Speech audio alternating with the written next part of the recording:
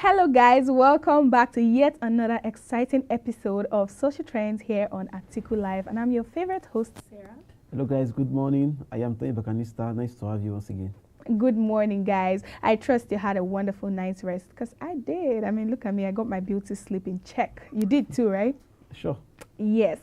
So guys, I'm very excited because the 2023 presidential election campaign is about to kick off. I'm so excited, and with respect to this, the PDP candidate in person of Alhaji Atiku Abubakar has picked and appointed his special envoy and special advisors. And as for the special envoy, we have Senator Bukola Saraki, who was the former Senate president.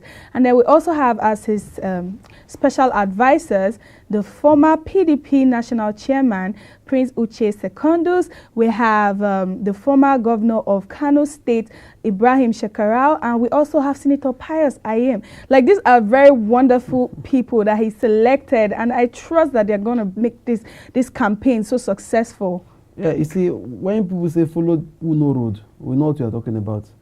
The appointment of Senator Sharaki, the former governor of Kwara State, former Senate president, former presidential assistant to Obasanjo, as the special envoy to Atiku Abubakar, it is a welcome development, putting square peg in a square hole.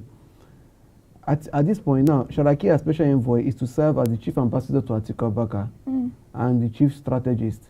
Now, in the lineup, you also have a former SGF, a former Senate president, the person of Senator Ayem Pius Ayem, as a special advisor to Atiku Abubakar.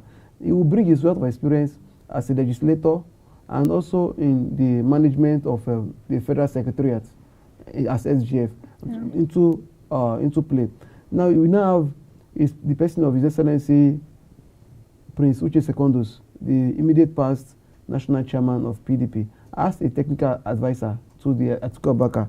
Now, these are veteran politicians, successful businessmen, successful politicians who have achieved a lot in the past 2 decades or even more.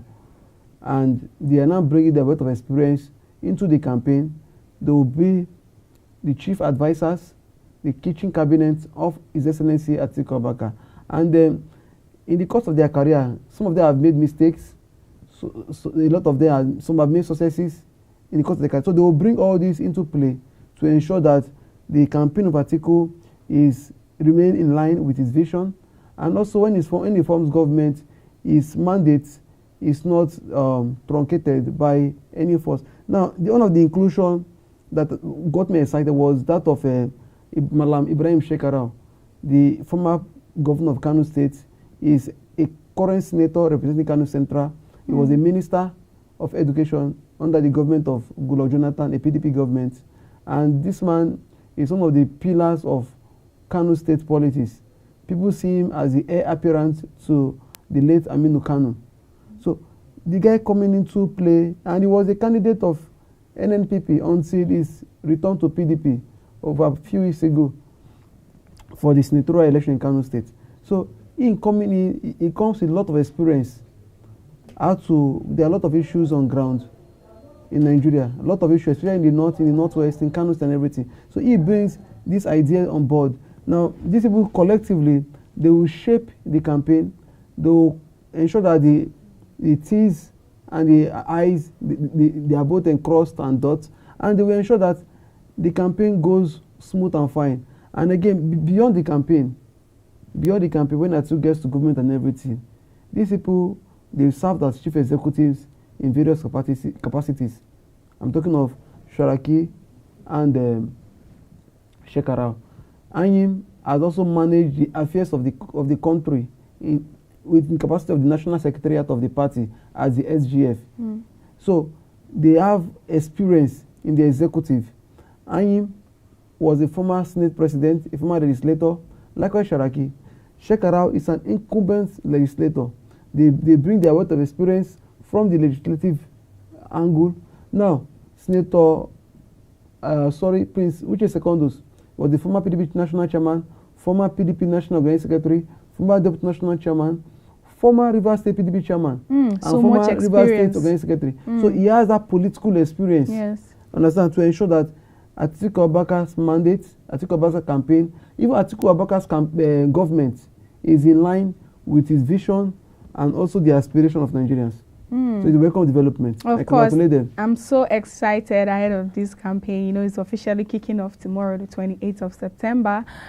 I am very, very excited, but let's go to a more disturbing news. So yesterday, if you were aware, the national grid collapsed one more time, and I'm beginning to ask myself, this national grid, is it a vegetable? Why is it always collapsing? Like, why do we keep hearing of this? This is like the 6th time this year that I've heard of the national grid collapsing.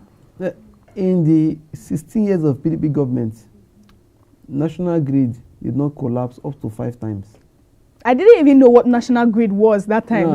Now I know what it is. Even at that time, Nigeria was like at its formative state, because our democracy was nascent. Obasanjo and Atiku, as president and vice president respectively, they literally started from scratch.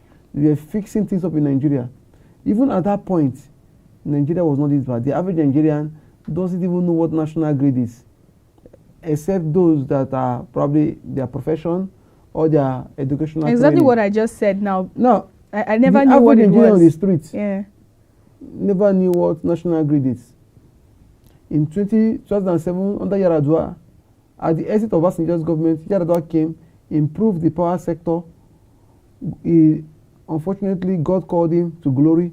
His deputy Jonathan stepped up and improved on the achievement of Yar'Adua.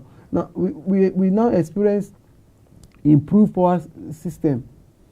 Our generation capacity and distribution capacity, though was not what we wanted, but was at a considerable level where the average Nigerian was happy.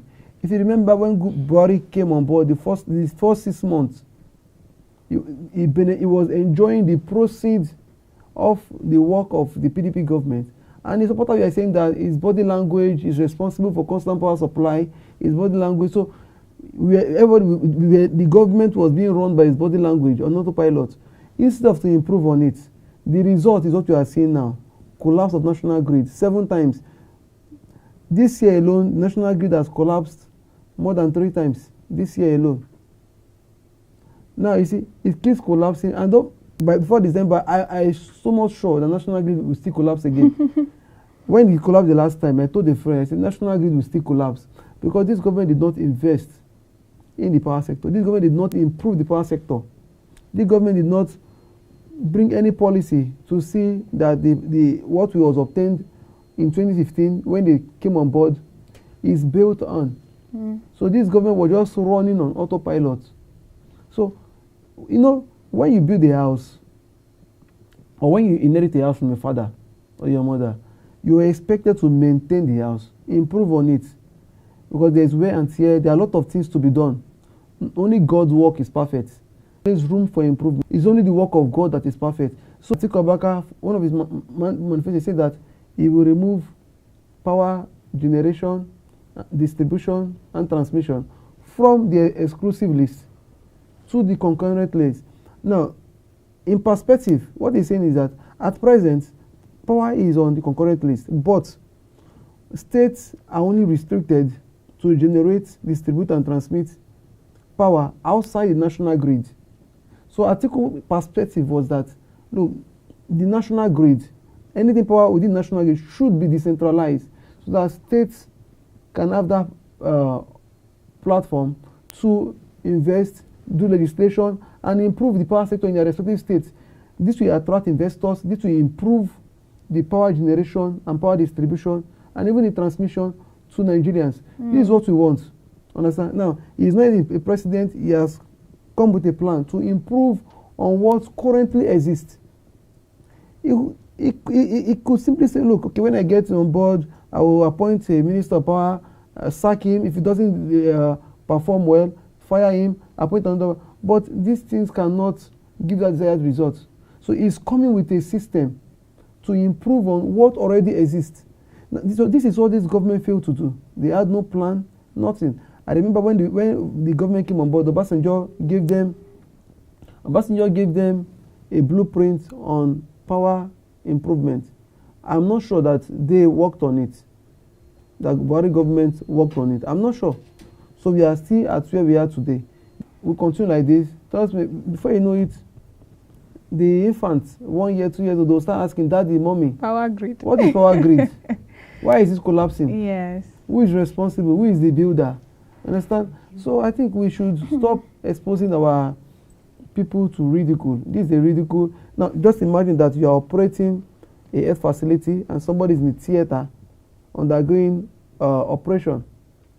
Now, they depend on electricity from the national grid. While on the theater room, it goes off.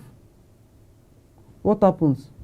So you see, the effect is beyond what we are seeing. The adverse effect is so much. Now, if you are an investor, you want to come to Nigeria to put your money in the country so as to employ Nigerians and improve our economy.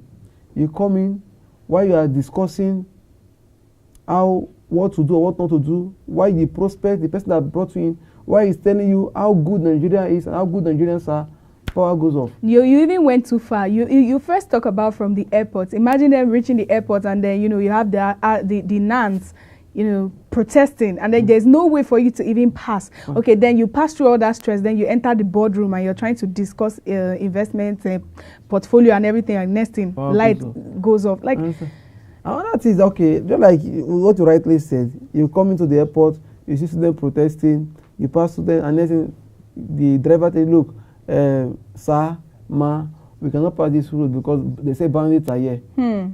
That's another thing. Security, manpower. So the government is compounding Nigeria problems, and that is why we have seen sharp fall in foreign direct investment in this country. Even local businessmen are taking their money outside Nigeria. There are a lot of capital flights in this country. Investments are leaving. Talents are leaving. So I think we should pray and appeal to this government to use the last few months that they have to fix all these things so that we can have something to hold on to ahead of the expected administration of Atiku Abubakar. Well, now Nigerians are asking, federal universities to remain closed? What is going on really? So if you guys were aware, some time ago, the NUC released a circular asking basically the pro-chancellors and, vice-chancellors to resume activities in the schools, to basically reopen these schools. And then now, in a recent circular, the NUC Director of Accounts and Finance has said that they are to withdraw that other circular they sent. What is going on really? It's looking like they are playing with... Are they playing with Nigerians? Students were already celebrating that, okay, the government has asked them to basically resume activities, and now they've come back. Let me just read out this particular circular. So it's read, I have been directed to withdraw the NUC circular with the reference number, addressing the former circular. Consequently, the circular stands withdrawn. All pro-chancellors and chairmen of governing councils, as well as vice-chancellors of federal universities, are to please note further developments and informations would be communicated to all relevant stakeholders. Please accept the assurance of the Executive Secretary's warmest regards. If you notice what's going on here, there's no particular reason why they are withdrawing that other circular. What do you even have to say about this? Because Nigerians are so confused. First, the background is that the federal government dragged ASU to court. The National Industrial Court that is on labor and the industrial disputes. They went to the court, and the federal government secured a pyrrhic victory. I keep saying it. The victory federal government secured, there is no way it can make any sense. People are agitating for their welfare and for their demands to be met. You are telling the judiciary to force them to work. They will not give in what they expected. Now, they also appealed the judgment. In line with that judgment, the National Investigation Commission wrote a circular to the pro-chancellors, vice-chancellors, and the governing council to mandate lecturers to return to classroom. While that was on, one of the chairmen of ASU, one of the chapter chairman of ASU, he said, if the government want to force us to this classroom because of a court order, there's no problem. We will go to the classroom, assemble students, sing national anthem, then declare as under strike. So they obey the court order, but because no court order can stop them from not striking. So they keep going to court. So the victory was a Pyrrhic victory.